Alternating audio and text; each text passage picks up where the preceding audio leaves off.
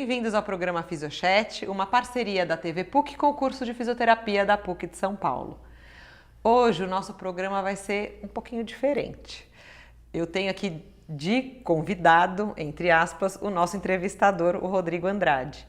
Como, além de apresentador do programa, ele também é fisioterapeuta e tem uma experiência vasta, principalmente no tratamento da escoliose, nós acreditamos que seria muito interessante a gente fazer um bate-papo com ele para ele poder trazer um pouco da vivência e da experiência dele para vocês. E até a pedidos, muitas pessoas pediam isso e a gente acabou tentando trazer um programa com este formato. Então, bem-vindo, Rodrigo. Muito obrigado.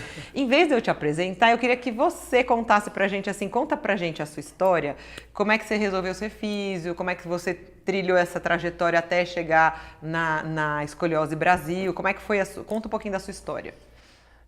Então, muito obrigado, muito bacana estar neste outro lado também. Acho que a gente pode levar bastante informação para a população, eu acho que esse é o nosso objetivo. Então, Ju, na verdade, como eu quis ser fisioterapeuta porque eu sempre joguei basquete, gostei muito de esporte e sempre me machuquei muito, né? E por uma coincidência do destino, nunca me passaram para fazer fisioterapia. Tive, acho que quase uma dezena de entorses de tornozelo jogando basquete e nunca fiz um problema de reabilitação. E aí, quando eu descobri que existia uma forma de evitar que eu tivesse mais e para eu poder continuar jogando, eu queria fazer isso. Como um bom São Paulino, tinha lá também, eu sempre ouvia falar que a fisioterapia do São Paulo Futebol Clube era, né, na nossa época, quando eu me formei já faz alguns anos também, e também nessa época o São Paulo vinha gente do mundo todo se tratar aqui, os atletas. Então meu sonho era ser fisioterapeuta do São Paulo Futebol Clube. Entendi. Mas, quando eu me formei, o destino não me levou muito para esse caminho do Mas esporte. foi a primeira opção, então, fisioterapia. Você prestou só físio? Só prestei fisioterapia, só prestei na faculdade que eu queria e só fiz lá. Entendi. Foi uma coisa só. Focado. Eu sempre fui muito focado. E na graduação, na verdade, assim, eu também agarrei, eu só tinha essa chance na minha vida, tá? Não tinha muitas formas, né? A gente acha que tudo acontece muito fácil e, na verdade, não é tão fácil assim. Sim. Então eu fiz tudo que eu podia fazer na faculdade, todas as monitorias que eu passei, todas as pesquisas junto, eu ficava na faculdade o dia todo, tanto que hoje eu dou aula nessa faculdade na pós-graduação, então eu sou amigo dos meus professores daquela época, porque realmente eu vestia a camisa e eu queria... Você vivenciava a faculdade de todas as formas. Todas as formas, E aí também o que aconteceu é que eu comecei a gostar muito desses trabalhos de problema de coluna, e eu queria fazer no meu trabalho de conclusão de curso algum tratamento para algum problema de coluna. Estudando, gostei de escoliose já nessa época. O seu TCC já foi de escoliose? Foi de escoliose. Eu fui fazer o curso de RPG na graduação porque era o que tinha de tratamento de escoliose na época. Sim. De mais interessante. Quando que era isso? Que ano? Eu me formei em 2006. Eu fiz o curso de RPG em 2005. Em 2006 eu fiz o TCC nesse tema. Foi bem legal, levei para o congresso, foi um estudo de caso interessante e tal. E aí, de lá para cá, eu também acabei essa minha orientadora, a professora Samia Maluf, ela fez doutorado na USP também, e ela me chamou, ela era minha orientadora do TCC, e ela me chamou para trabalhar com ela. Então, me mudei de Araras para Campinas, que não era a minha cidade, e fiquei trabalhando nessa clínica por 10 anos. E lá o foco era bastante esse trabalho postural. E nesse período todo eu fiz mestrado na USP, com essa parte postural. Mas no meu mestrado, naquela época a gente tinha muito essas relações. Se eu tenho um problema de postura, isso me leva à dor, né? Essas associações. Tá. E aí eu fui avaliar as disfunções de cervical, de problemas relacionados à postura. Mas era coluna, né? Já era coluna. Era. E relacionado mais à dor, então. Dor, postura relacionada à dor. Dor, disfunções temporomandibulares na época. E eu não encontrei essa relação no meu mestrado. E aí eu queria entender na literatura científica o porquê que não deu aquele resultado que eu acreditava tanto que ia dar, né? Entendi. E aí eu comecei a entrar nesse universo chamado evidência científica, que é um universo, assim, desafiador, né? E aí eu comecei, aqui na PUC, eu estava lá no meu mestrado, eu estava lá escrevendo os artigos do mestrado, estava lá no laboratório, a nossa colega de profissão aqui, né, professora da PUC, a Patrícia Penha, ela estava no meio do doutorado dela, lá no mesmo laboratório, com a mesma orientadora. Ela virou e falou assim, olha, eu preciso de alguém para me ajudar no programa de rastreamento escolar de escoliose. Tá? Eu tenho aí 2.562 era o N dela, preciso avaliar, e 2 alunas que iam fazer o mestrado desistiram. A gente coletou 100 e poucas pessoas. Ou seja, precisa de alguém de fazer isso. Aí ela falou assim, por que você não faz esse trabalho e os pacientes que a gente encontrar, você trata eles e a gente descobre se o RPG realmente funciona para escoliose, porque até então não tem evidências científicas conclusíveis. Falei, vamos embora. Nessas pesquisas, vamos lá, começa a entender se o RPG funciona, vamos comparar com outros métodos que já foram testados. Aí começou o meu caminho, né, com a escoliose. Porque a gente estava fazendo esse trabalho de rastreamento, mas tratamento em si, eu fui procurar o que tinha. Encontrei um método chamado CIAS na Itália. E aquelas coisas do destino, né? Eu não tinha dinheiro, o curso que tinha eram 3 módulos, um módulo em janeiro, um em junho, um outro em novembro. Na Itália, em Milão. Tinha que ficar vários dias lá, sem grana, porque fisioterapeuta, a gente fala que você tem que fazer 3 viagens para a Itália, num ano. Fora o curso. Fora o curso, etc. Mas você tinha ideia de fazer isso como seu doutorado? Como meu doutorado. Tá. Saber se o RPG funcionava, eu precisava de uma outra técnica para comparar. E aí eu fui esse curso, fiz o primeiro módulo, comecei a atender os pacientes com escoliose para pagar os outros cursos e foram vindos muitos pacientes com escoliose. Eu me identifiquei... Com esse método primeiro que você foi para a Itália. Chamado CIAS. CIAS. Que é Scientific Exercise Approach to Escoliose. Métodos, exercícios científicos para escoliose. E qual que é a diferença dele para o RPG? Ele é mais dinâmico? Porque o RPG assim, é algo mais estático, né? A grande diferença é, primeiro, a dose. O paciente precisava fazer exercício em casa todos os dias. E o meu era eu que cuidava. Uma vez por semana. Uma vez por semana eu que cuidava do meu paciente. E essa foi a minha primeira dificuldade na pesquisa do doutorado. De fato, eu não conseguia comparar os métodos. Porque como é que você compara uma banana com 10 bananas? Né? Isso metodologicamente é muito difícil. E aí isso foi meu primeiro empecilho. E só que com o passar do tempo e com os métodos, aquela pergunta do RPG começou a parar de fazer sentido para mim. Porque era uma visão totalmente de controle motor, do como o paciente tem que ele se corrigir frente à sua escoliose, não uma coisa tão passiva. E daí você começou já desde cara a achar que o RPG não ia servir para isso. Isso, e aí aquilo não fez muito mais sentido, aquela pergunta do doutorado para mim. E aí... eu me identifiquei muito com isso, fiz os 3 módulos, né? Terminei, essa foi chamar formação master.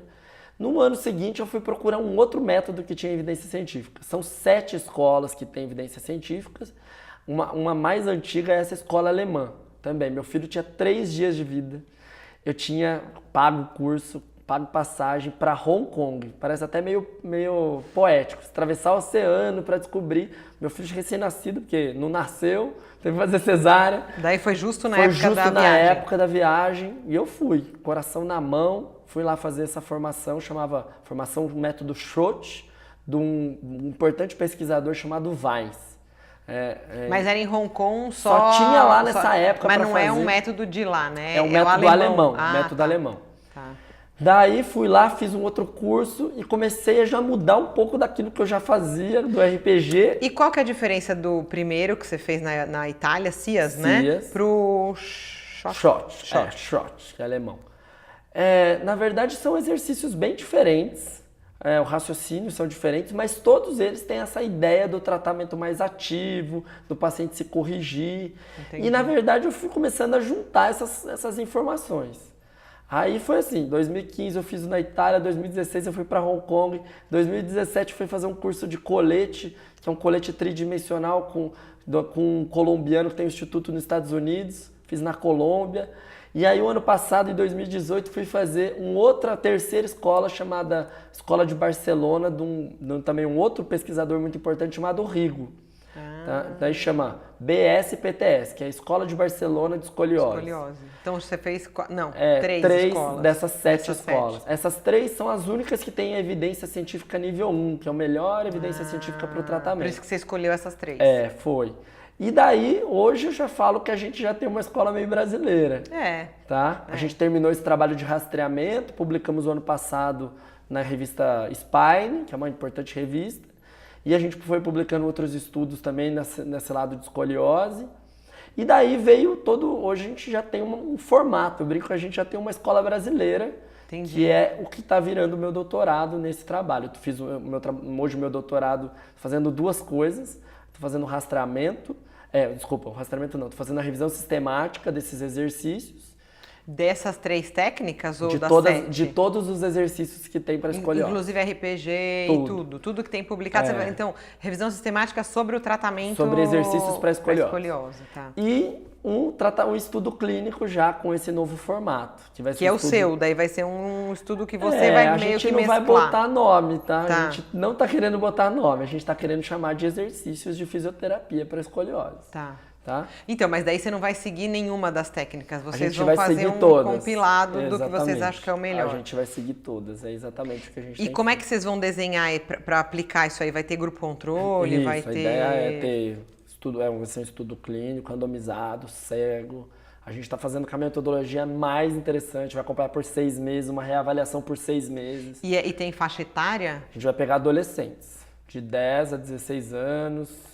Porque agora pensando na prática clínica, essa é a melhor idade para se tratar? O que acontece, né? Escoliose, então, falando um pouco da escoliose, o que a gente mais estuda é a escoliose idiopática, aquela que a gente não consegue identificar uma causa, mas existem. Causas genéticas, hormonais, deficiências aí de vitamina D e cálcio tem se mostrado, plaquetas, o tecido conjuntivo diferente. Metabólica, tem diversas causas, a gente só não existe um exame e falar qual é a minha causa. Então a gente chama isso de idiopática, não consigo identificar uma causa. Mas a sintomatologia é a mesma, independente da causa, né? E do adolescente, porque ela tende a se desenvolver mais nessa faixa etária, que é a faixa etária do estirão de crescimento, que é dos 10 aos 18 anos, seria adolescente. Então, na fase do estirão, é a fase que o programa de rastreamento é importante nas escolas, que deveria ser implantado, ou no pediatra, né, ele poderia fazer esse teste, e aí, desenvolvendo isso, a gente faz o tratamento mais indicado para esse paciente. Mas se você pega um adolescente, então vamos dizer que vai acontecer o que a gente quer. Então, o pediatra vai rastrear o mais precocemente possível. Isso. É fácil dele fazer isso com aquele aparelho? Demora 1 minuto, é um teste, a paciente leva as mãos ao chão, o pediatra não precisava nem do instrumento, assim, no dia a dia. É só para ele quantificar. Exato. Se ele fizesse o teste de Adams, que é essa flexão para frente, e encontrar um dos lados mais diferente, ele já consegue ter uma ideia se essa pessoa tem chances de ter escoliose. Se a gente usar um instrumento chamado escoliômetro, ele vai comprovar exatamente, vai ter mais chances.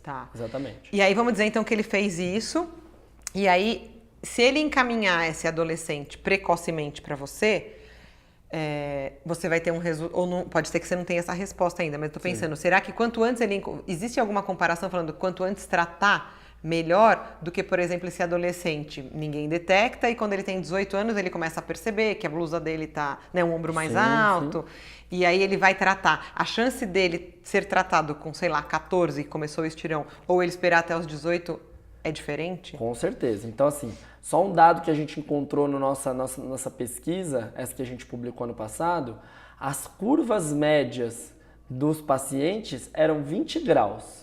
O que é 20 graus? 20 graus é uma curva baixa, com pequenas chances de progressão. Ou seja, quando o profissional vai em busca do paciente, a gente encontra curvas menores.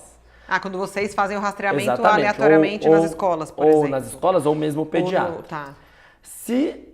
Quando a gente espera o acaso ou a mãe percebeu, então no nosso consultório, a gente já tende a encontrar pacientes com curvas maiores, mais graves. Por quê? Para isso ficar visível ao olho nu dos pais, já tem que estar mais avançado. Então é claro que isso muda o tratamento. Só para você ter ideia, a gente segue o consenso internacional da SOSORT, que é um consenso multiprofissional de reabilitação. Então ele fala que curvas de 10 a 25 graus, o tratamento é somente exercício, esses científicos. De 25 graus até 50 graus, eu tenho que utilizar, além dos exercícios, o colete ortopédico.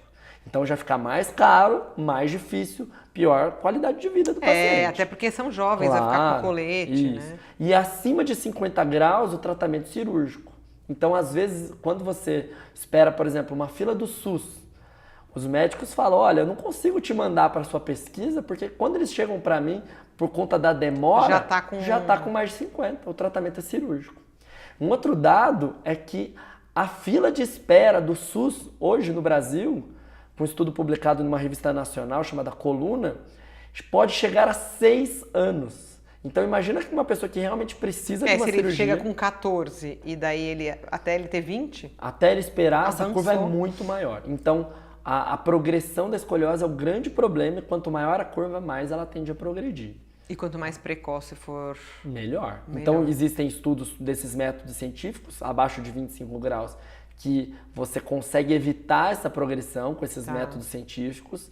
E hoje também, com colete, a gente já tem estudos multicêntricos de excelente qualidade, estudo muito bom, comprovando a eficácia do colete ortopédico. Então muita gente fala, colete não é bom. Não, em 2013, um artigo do Lowenstein, ele colocou com todas as letras, afirmado na ciência, estudo multicêntrico, que curvas de 20 a 40 graus, durante essa maturidade esquelética, ou seja, quando ele ainda está crescendo, ele tem 72% de chance de melhorar, de não evoluir a curva.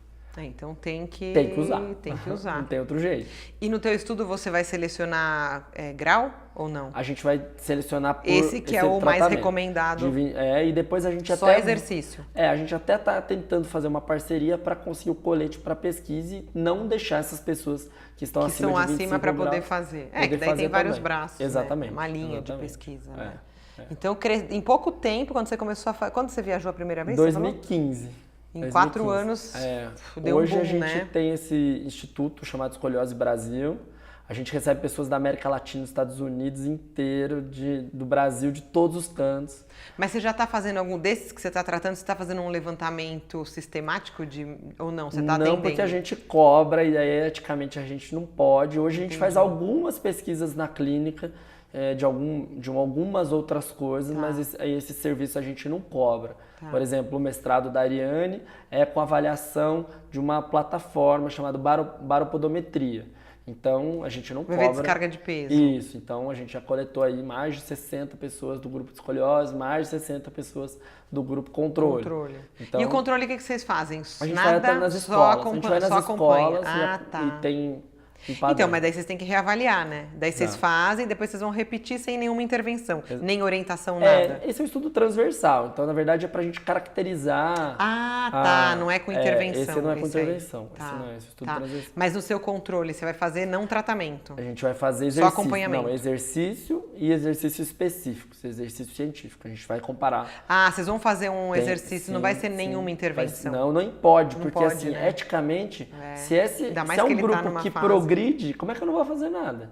Não tem como, eticamente. E como você vai diferenciar? Que tipo de exercício que você vai fazer comum? Um exercício vai ser exercício geral, global, como se ele fizesse um tipo de exercício geral. Cinesioterapia. Ou cinesioterapia geral. Não vai ser RPG, então? Não vai ser RPG. Você já tirou da... Já tirei. Vai ser, com esses exercícios mais específicos.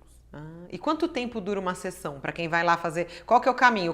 A mãe descobriu, vai que tá meio torto lá, o filho dela, e fala, poxa, olha, tá muito diferente um ombro do outro, né? A barra da calça, né? Às vezes essas. Daí ela te liga. Como é que é o procedimento? Hoje a gente tem 2 formas de tratamento. A gente tem para pacientes que são de fora do estado, e o país, ou dos pacientes que são da nossa região. Sim. Todos eles, né, independente deles, eles passam por uma avaliação muito detalhada que a gente leva, só para você ter ideia, se fosse fácil, eu não demorava tanto tempo. A gente leva 2 dias, 2 horas no primeiro dia, 2 horas no segundo dia. Então é bastante. Por quê? Porque ele vai sair de lá com uma série de exercícios para casa. Entendi. Esses exercícios... E vai ser avaliado também, vocês vão medir, vão pegar tudo. E aí a gente vai definir e ensinar uma série de exercícios. Vai ter um bloquinho de exercícios. 1, 2, 3, 4, 5, depende de cada paciente, quais vão ser. ele vai ter que fazer esse exercício todos os dias na casa dele por 30 minutos. Tá. Independente disso, se o paciente é da nossa região, ele vem semanalmente, Sim. a cada 15 dias. Se o paciente é de outro estado, ele vem a cada 2 meses. Tá. E aí ele fez por 60 dias na casa dele, voltou, a gente reavalia, vê o que deu certo, o que deu errado, muda os exercícios e aí retoma. Nesses 2 meses, se a gente for pensar em fisiologia do exercício, você já pede para ele ir alterando série, aumentando o número de séries ou não? Ele vai fazer igual? Não, porque a nossa ideia é automatização do sistema nervoso central. Não é tanto o número de repetições, é mais o comportamento. É como se a nossa ideia é que ele automatize aquela função, aquela nova função. Entendi. Então, para Aquela ele correção. automatizar aquela correção, ele vai ter que fazer sistematicamente a mesma coisa até virar automático. Entendi. Quando ele não precisar mais pensar para fazer, tá na hora de mudar e colocar uma nova função. Tá. Tá? Você tem alguma coisa, você já pensando na sua revisão, sobre automatismo? Quanto tempo a gente demora para automatizar uma tarefa? Não. Interessante isso, né? Eu acho que aproximadamente assim, a gente tem visto no primeiro mês o paciente já consegue mudar. Muito interessante essa parte postural, essa parte mais de função. É muito rápido. Percebe. Depende do tanto que ele tem daquele estímulo, né? Mas a gente não estava. E, por exemplo, até pensando, que você vai ter que fazer um método meio protocolo, porque é pesquisa. Tudo bem que na clínica você pode inventar mais, mas na pesquisa você tem blocos, modelos de exercício e você monta meio que uma série individualizada? Hoje um grande diferencial que a gente tem feito é separar os pacientes por grupos. Né? Com meio que subgrupos mesmo. Então, pacientes muito alinhados, muito desalinhados, pacientes muito rígidos, muito flexíveis, hipermóveis. E peso tem diferença? Normalmente, Obesidade, normalmente é o contrário. Elas têm pouco tecido adiposo. São mais magrinhos. Mais magrinhos, a qualidade de óssea desses pacientes. Então, tem estudos, por exemplo, que fazem biópsia do osso quando eles foram para a cirurgia, ou seja, as escolioses mais graves. Elas têm uma osteopenia mais precoce. É bem metabólico mesmo. Sim, tem uma relação direta. Hoje já tem revisões temáticas mostrando que o déficit da vitamina D e do cálcio é um fator predisponente à escoliose. Então, e a incidência está aumentando? Tem algum estudo falando que a incidência aumenta ou não? É porque antes ninguém rastreava, então não sabia? Acredito que seja isso. A prevalência ela é consideravelmente baixa, 1,5%. Foi esse estudo no nosso estado de São Paulo aqui. É o que a gente tem de dado aqui no hemisfério sul, mas no mundo também é parecido, entre 1,5% e 2% da população. É considerado baixo. Mas se for pegar em números, não em números no mundo, 10,5 milhões de pessoas. Só que se a gente for pensar além, o problema não é a quantidade, o problema é como essa doença impacta na vida dessas pessoas. Porque ela vai acabar numa cirurgia. Que pode, vamos pensar, problema social, porque o cara vai se achar, não vai gostar. Corpo, isso. O que mais que pode dar? Pulmonar? Em curvas grandes, acima de 80 graus, problemas respiratórios. Quando a gente pega adultos, essas pessoas têm mais dor crônica do que as pessoas que não têm escoliose. Toda a parte do impacto social, né, e psíquico da paciente. Eles vão ter aí a autoimagem, a qualidade de vida, a aptidão de fazer exercícios, eles acabam fazendo menos. A gente não sabe muito se isso acontece pela má informação, porque o profissional da saúde fica com medo e fala, não faz isso, não corre, não pula, não faz nada. Fica evitando tudo. E aí é lógico que ele vai ter mais dor crônica no futuro, né? Eu acho assim, você está começando agora algo, você vai ter muita coisa. Até eu já estava pensando aqui, será que ele vai também relacionar se é metabólico com sucesso no exercício? Com certeza, se você continuar nessa linha, vocês vão descobrir muita coisa. Sim, a gente está formando um grupo de pesquisadores no Brasil. Que legal. Então, eu tenho algumas universidades federais nos apoiando, então a gente está com alguns braços para tentar juntar pessoas para que o Brasil, porque quase a gente não tem nada de pesquisa de escoliose no Brasil. Mas eu acho que no mundo também é pouco. Acho que vai ser algo que vai dar um boom aí, que legal. Com certeza. E aí vou fazer aquele bate-papo que a gente faz sempre com os nossos entrevistados. Se alguém está assistindo e se interessou, o que você indica para essa pessoa fazer? Ela descobriu que ela tem escoliose? É isso que não, fisioterapeuta, dos nossos colegas de profissão, ou um estudante que está querendo fazer um TCC. Pô, que legal esse cara, essa ideia dele, gostei. O que você indica? Eu acho que assim, primeiro é começar a estudar melhor, porque a gente acaba estudando errado na fisioterapia. A gente vai lá pelo estudo clínico. Então, começar a estudar os guidelines, que são as diretrizes, que são da SOSORT, que é de reabilitação, e da Scoliosing Research Society, que é a SRS, que é uma sociedade médica. Eles vão nos dar caminhos de tratamento. É lá que a gente começa a ver as informações mais gordas, mais importantes. E daí a gente vai descendo os degraus, as revisões temáticas e aí os estudos clínicos. Hoje a gente dá uma formação na América do Sul, eu fui pioneiro juntando toda essa informação, se chama tratamento da escoliose baseado em evidências. Sim. Então é tudo que eu fui aprendendo. A minha ideia, eu dou essa formação na América do Sul toda. A minha ideia nisso é informar o fisioterapeuta e deixar o fisioterapeuta tratando melhor os seus pacientes. Sim. Por que acontece? Aconteceu comigo, né? A gente acaba tratando sem ter uma comprovação científica, porque a gente aprendeu na universidade, porque a gente aprendeu nos nossos cursos. Então, o que o médico indica? O médico indica RPG, natação e pilates. Natação já foi mostrado que não é tratamento, né? Então as pessoas continuam piorando. E pilates e RPG não tem comprovação. E não é específico. A gente tem a gente tem estudos muito ruins metodologicamente para justificar um país inteiro como o Brasil usando métodos sem evidência científica. Então, quando a gente dá uma formação nesse sentido, é falando para o fisioterapeuta, olha, pensa se fosse o seu filho, você não gostaria de que utilizassem técnicas que foram comprovadas anteriormente? Você tomar um remédio na sua casa antes, para depois você usar isso em mim ou no meu filho? E técnicas conservadoras que podem até evitar um Claro, a gente vai ter muito mais chance de dar certo. Hoje eu falo para o meu paciente com dados. Ó, se você usar colete, 72%. Se você usar exercício, você tem muito mais chance. Então a gente vai tendo uma cara mais de uma profissão mais séria, que é o que a gente quer, não é verdade? É lógico, nem é o que a gente precisa. Que a gente precisa. Deixar do achismo, né? Bom, acabou, né? Acabou o tempo. Podia falar, viu como é rápido, né? Quando fica do outro lado, né? Obrigada, Rodrigo. Muito obrigado. Foi muito legal ter você aqui desse outro lado, porque faz tempo que a gente queria trazer tudo que ele tem para contar para nós e não cabia no programa, então hoje esse bate-papo foi para isso. Eu fico muito feliz, muito obrigado. Que bom.